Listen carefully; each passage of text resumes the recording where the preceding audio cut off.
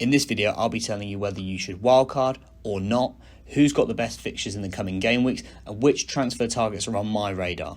What's up guys, I'm the FPL chairman and welcome to my video where I'll be answering all of these questions for you. Firstly, we're going to be looking at whether or not you should wildcard. For me, the wildcard right now is something that is going to be definitely debated.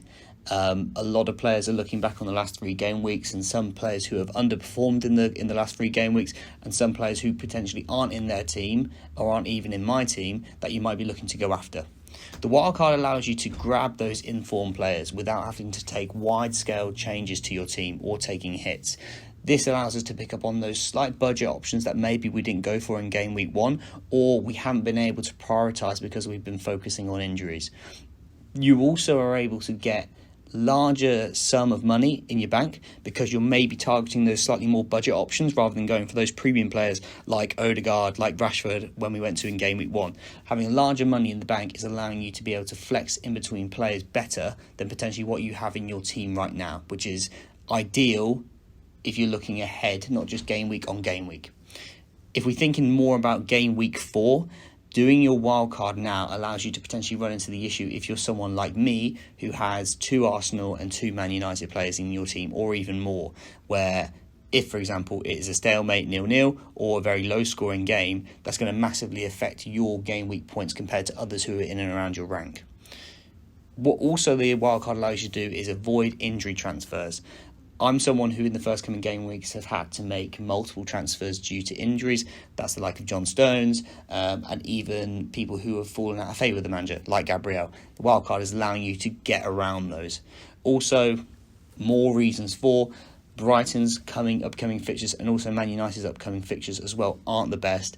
And if you're someone who's gone for 2 players from those teams, it allows you to shift those players out without taking a hit. If we're looking at reasons against using a wild card, we have an international break coming after game week 4. International breaks are always one of those coin flips where you don't know whether or not players are going to pick up injuries.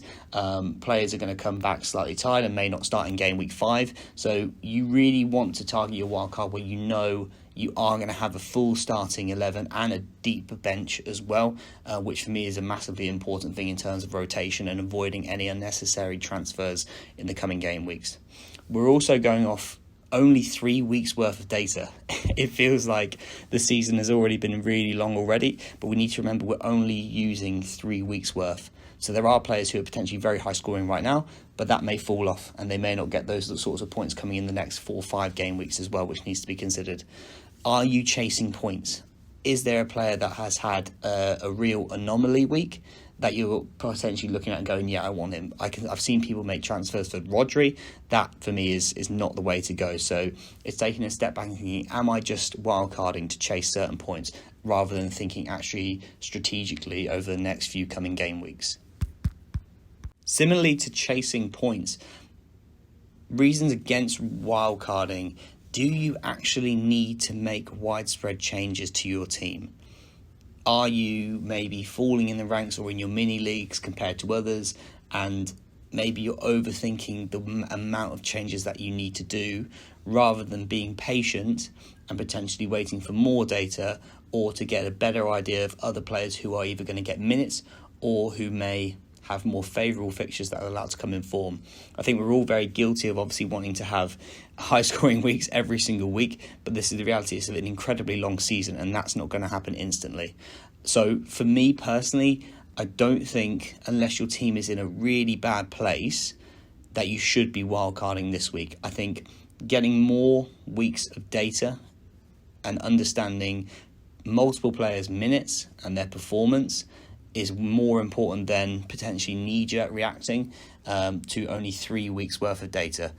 But if you are seeing very low scoring points weeks compared to the averages, where the only option to recover that is by taking hits, and I'm not just talking -4, I'm talking -8 as well, that's for me when you definitely should be wildcarding, or you have players who aren't getting the minutes that they should be getting and there are very clear options against it. Looking ahead to game weeks 4 to 10, what I've done here on the Fantasy Football Hub is I've pulled the Fixtures Difficulty rating that I just want to brief over. If you're looking from top to bottom, Liverpool have arguably the best fixtures, although it is very tight amongst the top. Crystal Palace and Luton, again for me, the way those teams are playing at the moment and their current record, I wouldn't be going for any of those players. Chelsea are next, which I definitely would be targeting, and we'll come on to the players there. They've got a great run of fixtures with Nottingham Forest at home, Bournemouth, Aston Villa, Fulham, Burnley. Those are all fixtures where Chelsea obviously bouncing from a 3-0 win at Luton, that they can definitely be seizing there as well. Brentford are also up there in terms of having good fixtures, as is Aston Villa and Arsenal. So there's clearly teams that have been focused from game week 1 in terms of having players that I would definitely be sticking with those assets if you do have them.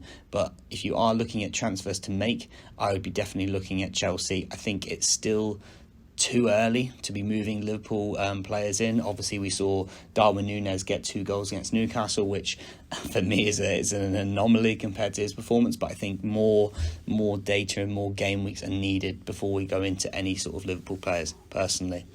Looking ahead in terms of which transfer targets should you be focusing on in all the different positions, I'm starting off with the goalkeepers. We've got Vicario and Areola. Vicario's obviously 19 points for Spurs and is coming off a away 2-0 win against Bournemouth, where he's managed to get a clean sheet and was also on the bonus points as well. If you're looking ahead in terms of his fixtures, he's got Burnley and Sheffield United next before Arsenal and Liverpool. I think if you have the money or you are looking to wildcard, I would definitely be looking at him as a player. 5 million, obviously, he's on the higher end, so you do lose more of a budget in your wider team. But I think Spurs are looking really solid at the back, and he looks like a good option. Areola at 4.1 million, I think is also a great starting option if you are looking to save money in the bank and spend that upwards on the pitch as well. Currently sitting at 18 points after 3 game weeks at 4.1 million. His fixtures aren't the best, but he obviously has that Luton fixture coming. I would say, for me personally, with Areola, if you are looking at a wildcard team, I'd be potentially looking at something like him and Turner to change it each game week, depending on the fixtures, and saving more money to spend up forwards in the team. But those would be my goalkeeper targets. My next would be my defender targets, starting with Doggy. I know his name has been touted around, and I'm probably doing a bad job there as well. But he's been fantastic. Obviously was part of that Spurs clean sheet. He picked up an assist in game week 3 and also 3 bonus points. Spurs, and like I said, have got a good run of fixtures with Burnley and Sheffield United next. So if you are looking to make that wild card, I think he is a great option at 4.6 million. Gutso, obviously coming off a phenomenal game week 3 with Chelsea, picking up 2 assists and a clean sheet against that win against Luton. Obviously there's a lot of discussion around what will his minutes look like with Reece James. However, I think it's important to remember Reece James has obviously had a really bad luck with injuries, and I can definitely see, even in the future, once Reece James is back, Gutso definitely being in there in terms of rotational. So if you are looking again to have a very cheap defender who is going to get minutes and will pick up points at Chelsea, I think he's a fantastic option. 4 really strong fixtures in the next 5 game weeks with Forest and Bournemouth, before Aston Villa at home and Fulham and Burnley. So if you have got spare transfers and you are looking to save some money, I'd be definitely looking at him as well. Moving into the midfield, Diaby with Aston Villa has smashed it since joining Villa. Really hit the ground running, racking up 22 points in 3 game weeks, which is a great return in comparison to the wider FPL teams. He's picked up 1 goal and 1 assist in their victory over the weekend. 6.6 million. He is within that sort of mid-range midfielders, similar to Mitoma and Benu and Eze. Villa do have difficult fixtures, however, they are looking really good going forward and are getting goals. So for me, he is an option that I would definitely be looking at and definitely be targeting. Again, moving him from a slightly higher value asset like an Arsenal or a United midfielder, you're going to be saving money in the bank as well, which is always a bonus. Bowen is the next midfielder target, and I think he's been performing exceptionally well for West Ham. West Ham have been one of those teams that have been really sort of avoided and overlooked in terms of being in teams. His value at 7 million is slightly higher than the other midfield options that I just mentioned, but his current form with his goal and assist and 2 bonus points at the weekend in their 3-1 away win, he's looking like a really good option. Fixtures are difficult, but if West Ham keep up this form in terms of getting goals, he's definitely someone who's going to be registering them every single game week. Next up, forwards I think is really interesting at the moment. I don't think there are many incredibly solid forward picks at the moment. I think Haaland obviously occupying 90% of teams is needed in your team because you never know when it's going to absolutely explode, although that hasn't happened yet. However, the rest of the forwards are quite similar in terms of performance. Nicholas Jackson obviously got his first goal for Chelsea at in the game week 3 at 7.1 million. And their fixtures, like I mentioned with Gutso, I think he is a great pickup. And if you have free transfers or multiple, I would definitely be looking to Chelsea assets with their fixtures going forward, and he would definitely be someone who I would be looking to get in my team. Like I said, it's quite similar between the other forwards, but I still think Wissa for Brentford at 6.2 million is a great asset. In the game against Crystal Palace, he was looking really creative and also playing very high up in the pitch, as he would do, and looking like a real threat to Johnston. Brentford still have some great fixtures with Bournemouth at home, Everton at home and Forest away. So again, he's one of the targets that I would definitely be focusing on as well. It's going to be a very interesting game week 4, seeing how many players activate their wild card, which players are going to be the most transferred in and who's going to go up in value. But I hope you enjoyed the video, guys. Those would be my targets. My opinion on wildcards is I would sit tight on it and only use it if it is absolutely necessary. But if you enjoyed the video, guys, please like it, please subscribe. Let me know in the comments below what you're doing in game week 4. Are you activating your wild card? Which transfers are you looking to bring in? How many transfers do you have? Have you taken a hit? I have taken a hit in game week 3, and in the coming week I'll be sending out my game week 4 team reveal, where we'll be talking about whether the hit was worth it or not.